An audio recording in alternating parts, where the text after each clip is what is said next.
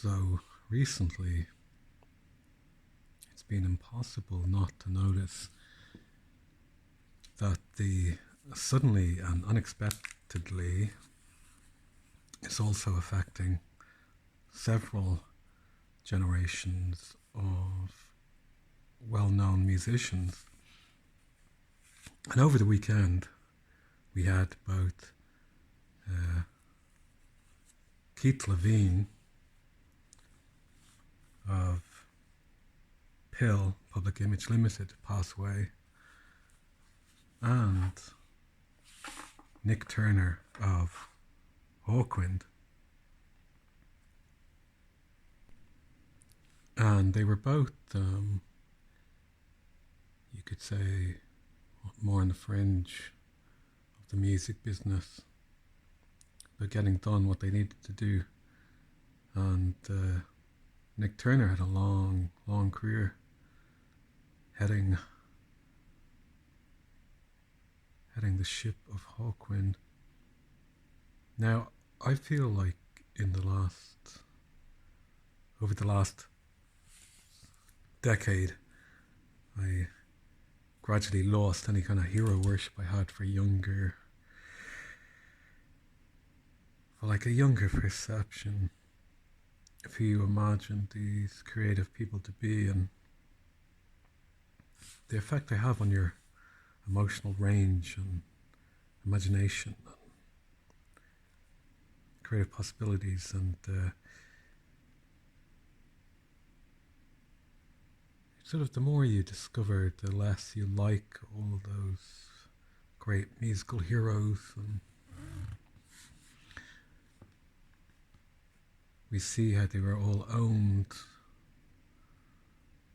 as puppets of propaganda over the last 2 years. But when you go back to the golden age, the late 60s to the 70s, Hawkwind was one of those bands you wished you were there to see in their prime, because here we have original 45 single of Silver Machine,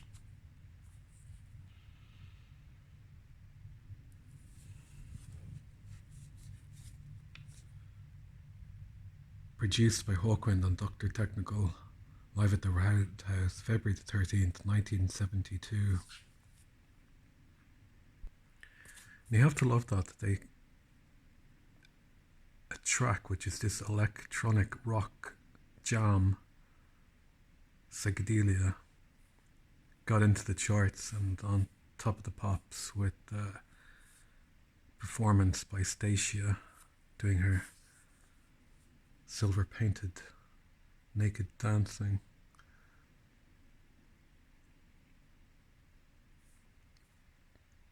And you think of all the money they made from that single, they put right back into making music.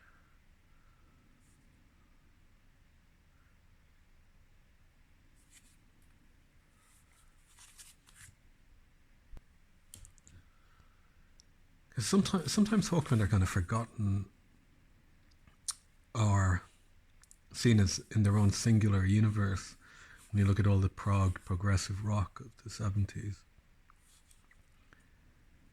Because you have music that seems very middle class and even upper class, public school, like Genesis.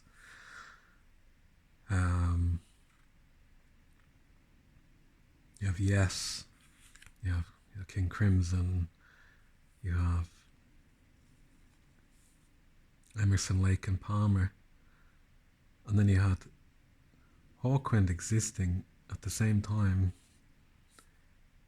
doing something that was far more exciting and mind expanding, but like from the point of view of a gritty street punk living in a bedsit in Ladbroke Grove and sharing lumps of hash and going to watch the Pink Fairies and the Pretty Things and Twink, Hawkwind. You know, um, it's funny, like Hawkwind, Hall of the Mountain Grill, it's like an allusion to Griegs in the Hall of the Mountain King. And a band like Emerson, Lake and Palmer would be happy to do a transcription of Grieg or Mussorgsky on an electric keyboard and synthesizer. But in the world of Hawkwind, the Mountain Grill was a greasy spoon cafe, and in the grove by gate and hill, midst merry throng and market clatter, stood the hall of the Mountain Grill, where table strained neath loaded platter.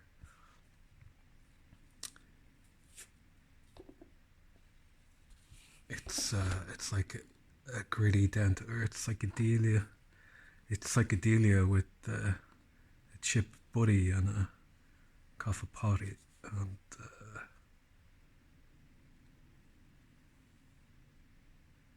it's funny when you read the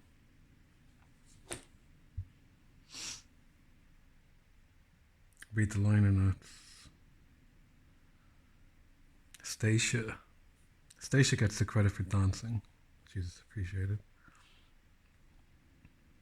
Everybody else, including Andy, Polka and Toka. That's because it's the 70s. Support from Michael Moorcock, the author who wrote stuff for them. Give credit to your dealers. Conspiracy. It's funny actually, the artwork, they had two artists doing the front and the back. Because the front is like it's like this crashed spaceship. It's like the rings. Very sci-fi. And then the back is then like the fantasy world. It's really beautiful.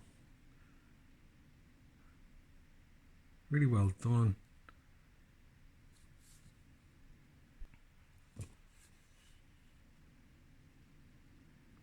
Something you can imagine putting on your bedroom wall and just looking at that, because you weren't going to have a smartphone or a TV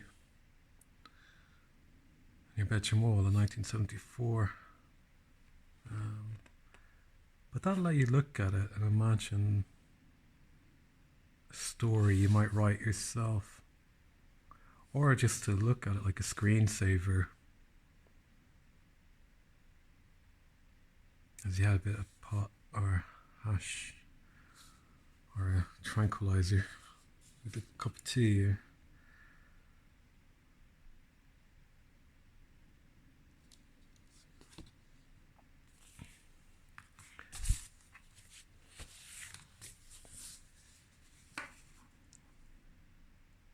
Picture of the ne'er-do-wells there.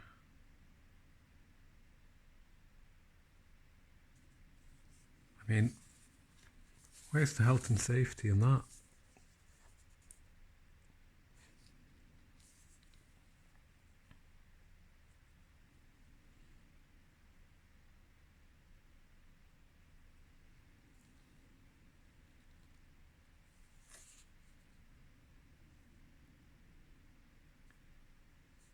If you're going to do something, you just do it. If you have an idea, you manifest it yourself. This is like street magic and chaos magic. It's like it's very much like the sense of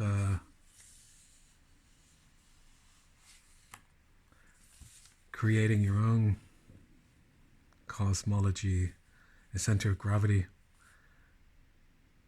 It's like a creation of your own scene, your own world.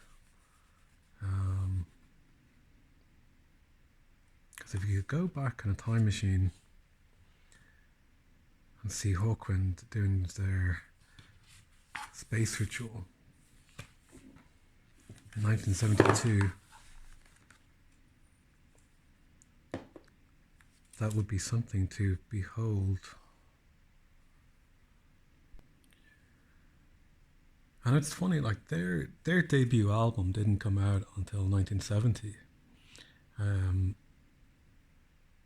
and they were of the similar age to Beatles, Stones, etc.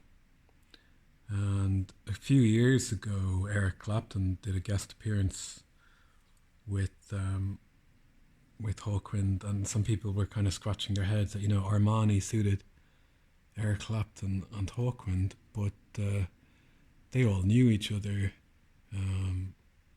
Nick Turner knew Eric Clapton going right back to the early 60s. And as the music industry sort of exploded onwards, and from 1967 on, 66, 67 is like the birth of modern rock music. You could definitely say that it was an era in itself. Running from 1966 to 1973 was one kind of peak on its own.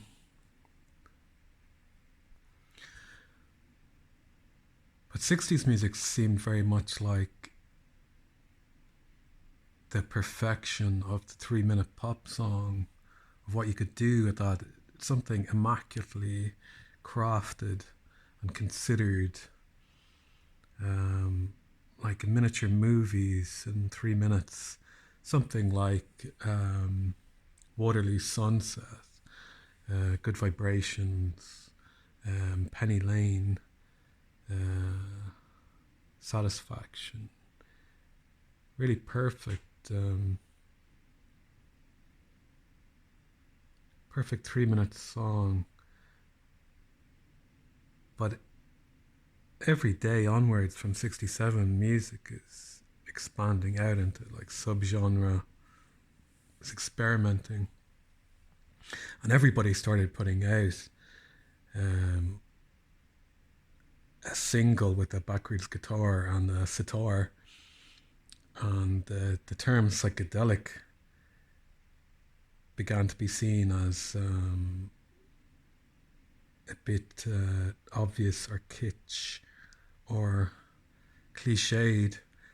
So music journalists started talking about music being progressive, and then everything was progressive, from Jethro Tull to King Crimson, and then Yes, and Hawkwind arrived in 1970, still flying the freak flag high, because from 67, Dylan has gone back to making sort of acoustic music. John Wesley Harding, he's not making his Sgt. Pepper. And then the Beatles and the Beach Boys in 68 aren't continuing on a path of elaborate orchestration, to the disappointment of George Martin and easy listeners. Everybody's listening to the band, and it's back to basics, and the more boring you can make your music, the more authentic it is. And George Harrison, Eric Clapton, a whole sort of group of musicians were all so enamored with the band, they realized they wanted to cut out all the guitar solos and make their music as dirge-like and boring as possible, something you could sort of calmly drink beer to in the evening while reminiscing about the American Civil War. But at the same time, there was a lot of other musicians who had just had their third eye prized apart and had no intention of going back to the 3-minute song. So it's sort of like the mainstream sort of moves on from psychedelia as sort of a fad. Progressive runs right through an open door of perceptions, and all the labels started signing every freaky band that they could find. And I often thought it seemed like EMI deliberately signed Pink Floyd as a kind of experiment, as like a band that they could use as experiment with how bands record and how music is put together in studio, and how live shows are become this multimedia experience of light and sound. And you wonder about the money behind all that was going on. At the same time, how much of this is research, how much of it is genuine, because Hawkwind has that spirit of the street punk, of those 60s punks who could raise an eyebrow to the punks of 1977. Those people like the Pretty Things, Mick Farren, the Deviants, the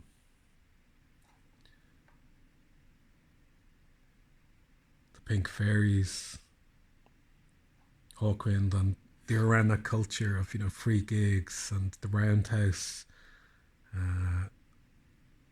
of going to a gig to be immersed in the sound world. This recorded Liverpool and Brixton, because this was music like, the derangement of the senses.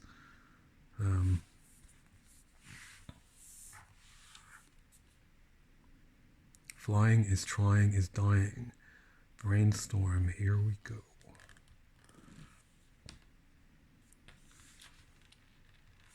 Double vinyl.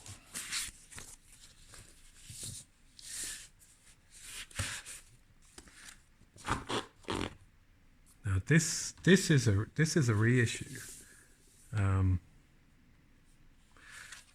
this is an original.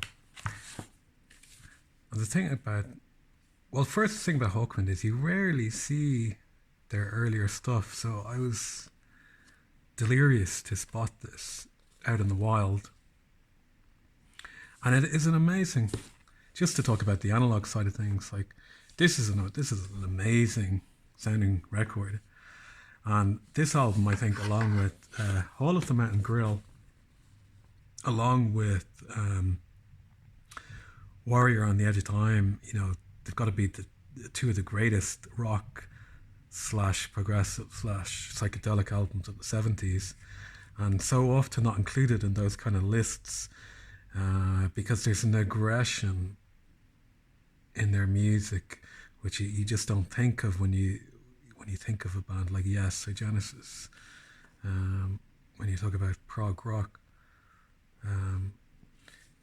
So you can buy, you can buy reissues of all these albums as digital vinyl and digital downloads, but when you're listening, you're hearing all those keyboards and the mellotron and the wind instruments. I really like the inclusion of those wind instruments and the sax and everything in this, because it's like air that's flowing over the top of music, and it makes a kind of suggestive link to the cosmic spiritual jazz of the 60s that kind of ended before the jazz fusion era began. They kind of overlap. But you can have an exact replica of this music in a digital form, and then it's a high resolution file and it's pressed to vinyl. But an original analog record like this, particularly hearing the mellotron, I think, and the synthesizers, and all of it, the music, it's like music floating up into the ether, and it just like keeps going, while digital music holds all that information, but like it floats up and then it stops. There's like an invisible ceiling to it. It's like containing it in a box, like the desire of the insane technocratic architects to lock our souls inside a synthetic box, where we then look out on a perception of synthetic inputs and information and videos and music. But this is something that like flows out over you. It's like somehow analog music captures the complete tone of an instrument, like hearing a bass or guitar, like the saxophone and those analog synthesizers, and the mellotron is like an early kind of sampler, where it sampled other instruments, and it's this free-flowing sound, a purely ethereal sound, and somehow there's like a resonance of the human soul and that creativity of that soul you're still hearing decades and decades later. And it all feels like the digital representation, like the perfect 1 and 0 photograph of that information has lost something. And the tired argument is it sounds good and it does. Sure, you hear everything on it.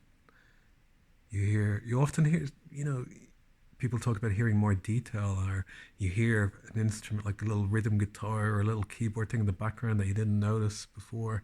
You get a clarity, but there's a loss of soul in the convenience, and that was somehow there in the analog music that can't be really described technically. It's something to be perceived spiritually. But let's have a closer look at Space Ritual. There's Lemmy playing his bass before they kicked him out. And it's so sad Lemmy died a few years ago.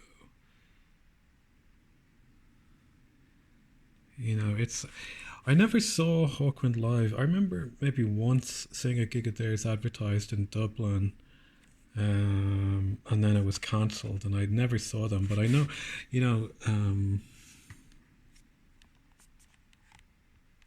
Nick Turner was someone who would play with the band of no names, just for fun, or in a little park in London, or some tiny hippie event.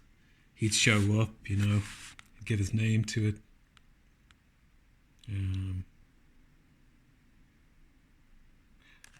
Let's have a look. Masters of the Universe. How about imagine looking at that on your bedroom wall?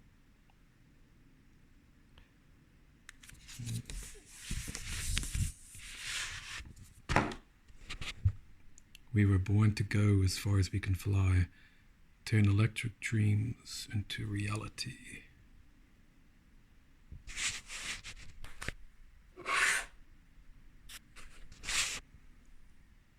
Brainstorm, here we go. You can imagine that moving. You see, you just had to add your own piece of paper at home for this all to be animated. See, that's pretty sophisticated technology itself. And this all folds out into huge six panels. A little bit Edwardian. Credits, 4 sides. It's like nearly an hour and a half. I mean, the thing about Space Ritual is it's pretty much like listening to one song for an hour and a half, until your brain is split open, getting the left side to talk to the right side, which was always the kind of music I was making the idea of you want to hit the audience over the head with a hammer, rather than most people in Ireland, I think, making music which is kind of ironic and whimsical and or alternatively sort of mournful and nostalgic to drink to or something. No, very much more in a kind of Hawkwind mode.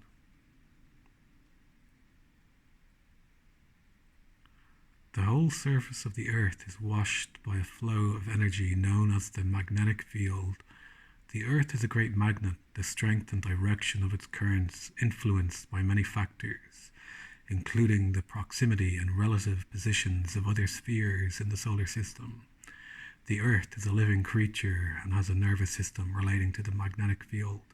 It corresponds in the same way as man's nervous system is reflected in the stars.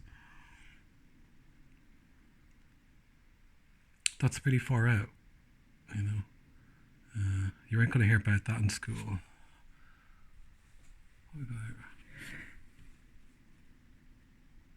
The universe resounds to the joyful cry, I am Alpha and Omega, the beginning and the end, the first and the last. Naked came I out of my mother womb, and naked shall I return thither.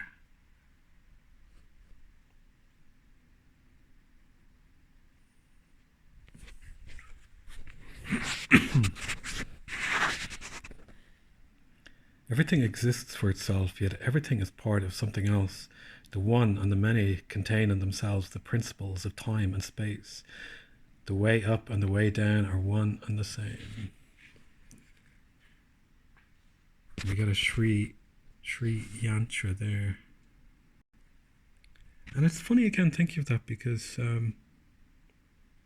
now you could just kind of go to Google and YouTube and find a myriad of geometric shapes, patterns, designs, or documentaries about their meaning, and in Tibet and Hinduism, but where else would you see these kind of things introducing you to this esoteric and occultic ideas? To see a world in a grain of sand and a heaven in a wildflower, hold infinity in the palm of your hand and eternity in an hour.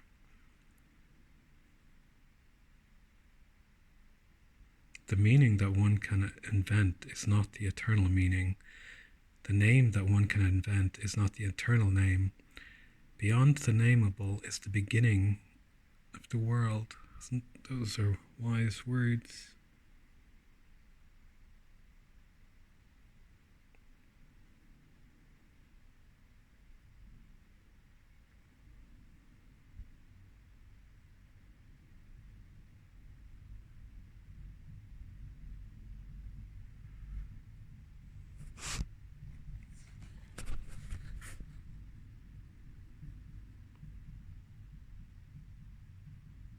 He looks like one of the Sumerian figures.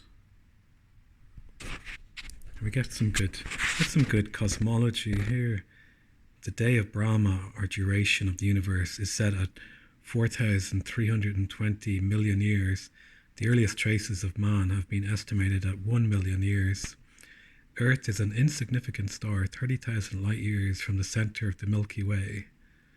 The estimated number of stars in the Milky Way alone is 30 milliard. It has been calculated that of these, 50 million are capable of supporting life.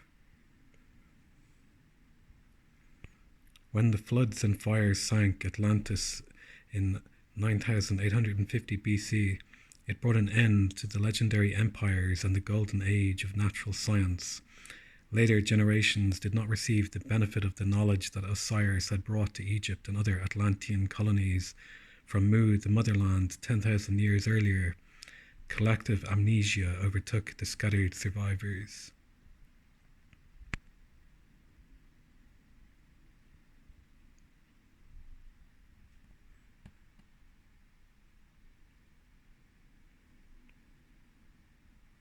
Interesting thing that they include the Great Pyramid in the liner notes,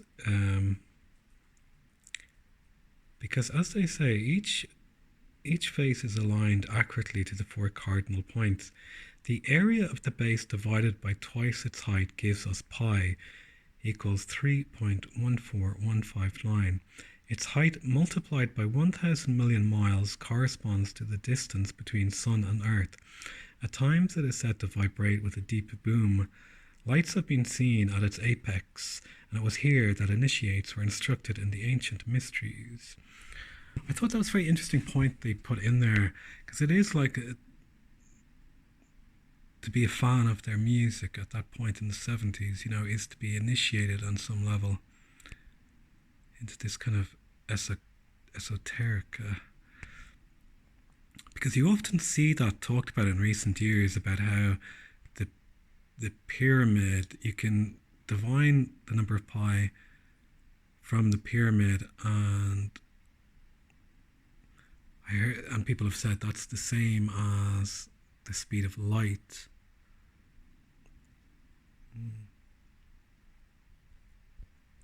And then of course they always have to bring in the organ. They're always going on about the organ generator, and who was the guy, Reich? Who was into all that? And it's funny how all that stuff sort of reinterpreted. Some of it is like theosophy, and then it's re-remembered, and you could almost say like repackaged in the 60s and 70s. But there is that sense.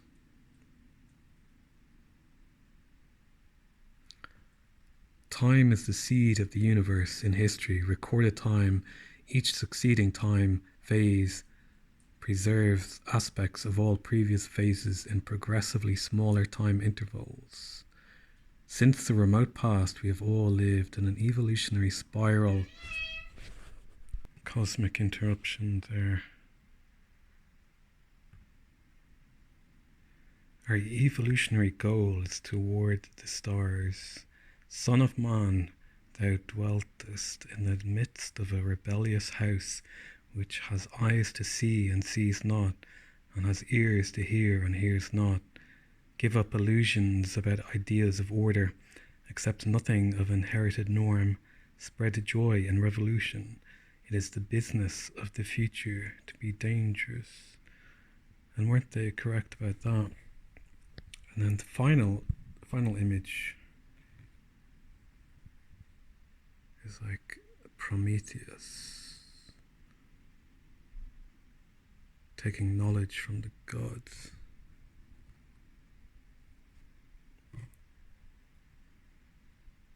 You see how prevalent these ideas were and how they informed that counterculture. When you think of these guys like playing Stonehenge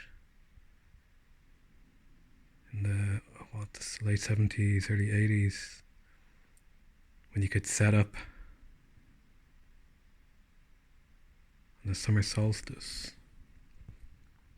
And now when you go there, you pay to go into a gift shop and you're beside a motorway, and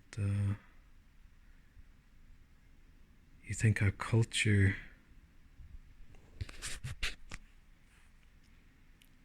well, you think of all those New Age travelers, you know, the hippies and the New Age travelers, the punks, and how much of that has sort of evaporated in a landscape of identical people wearing identical trainers and identical t-shirts with corporate logos, and for whatever these people were, the people we see around us are in no danger of stealing fire from the gods, but instead of being something closer to the somatic slaves of Huxley's Brave New World. And you would think of those times of how much of this stuff must have seemed like a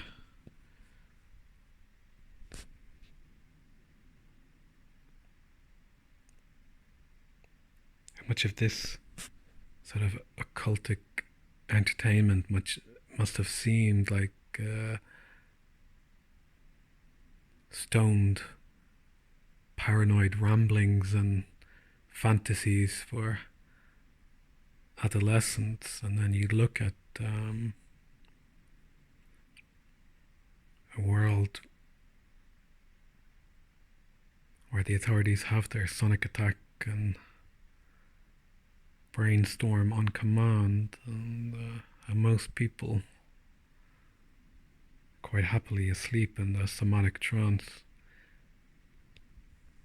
It's like in all the experimentation of music and underground culture going from 60s, 70s, 80s into the 90s, how music was refined more and more into something more and more synthetic, and how the drugs, the street drugs, became more and more synthetic.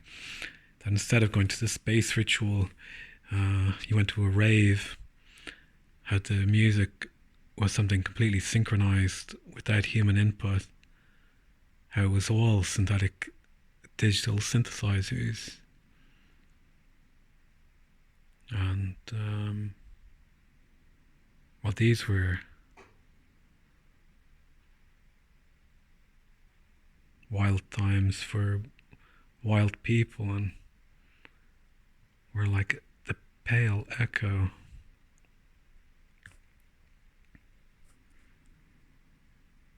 but in all of our personal lives,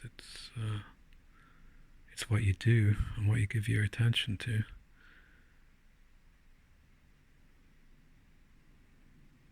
Because the trails left for you are ones of slavery, to be up to date with the latest technologies, and Sky TV and Wi-Fi, broadband.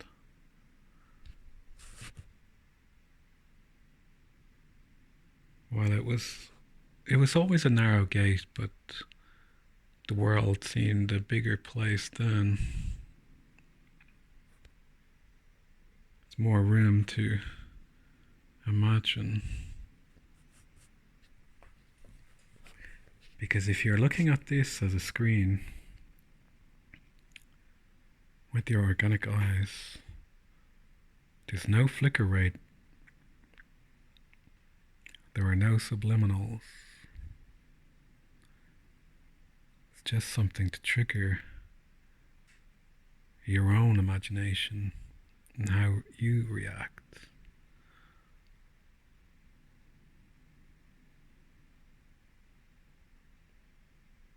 So it's good to remember the golden age, knowing nothing was ever perfect in human relations or culture. But it is the memory of people did do things differently, and more importantly, they lived differently, with different concerns and different worries. But it does us good to remember and compare how free they are and how free we are.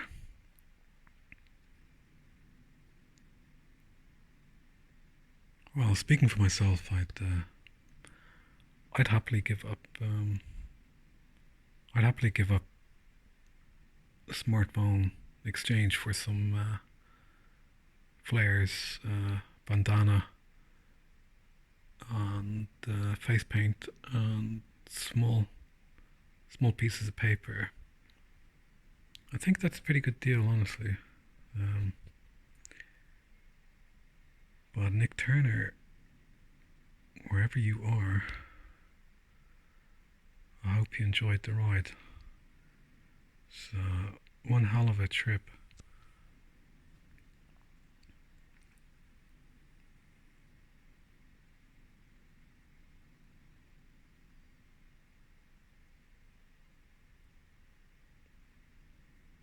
God save us all.